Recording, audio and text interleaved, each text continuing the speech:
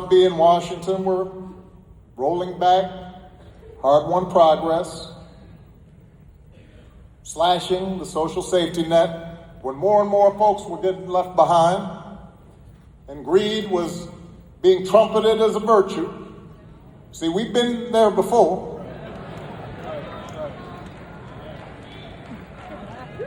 He stepped forward once again and said, "Send me." He ran for the presidency of the United States of America. I had just graduated from college during that first campaign. And I was living in New York at the time. I was working to pay off my student loans, eating a lot of tuna fish and camel soup. And if I went to a diner, I'd grab some extra crackers, put them in my pocket. And I was inspired by the civil rights movement. And I had in my mind to work for social justice. But even though I was full of good intentions,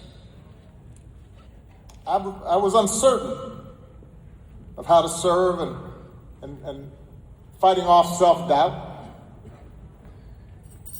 And I remember how, at the time, plenty of people, including, plenty of black folks, were dismissing Jesse's chances.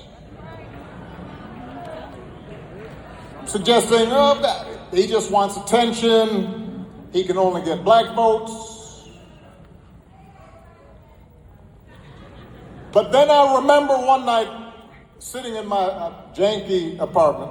I got an old black and white TV with the rabbit ears, and I'm kind of jiggering around, and it's about this big. I know young people can't imagine, but the TV was about this big. Yeah. And I'm watching the Democratic primary debate between him and Walter Mondale and Gary Hart.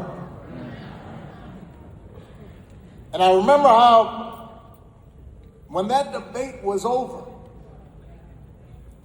I turned off that TV and I thought the same thing that I know a lot of people thought that night, even if they didn't want to admit it. That in his ideas, in his platform, in his analysis, in his intelligence, in his insight, Jesse hadn't just held his own. He had owned that stage. He wasn't an intruder. He wasn't a pretender. He belonged on that stage.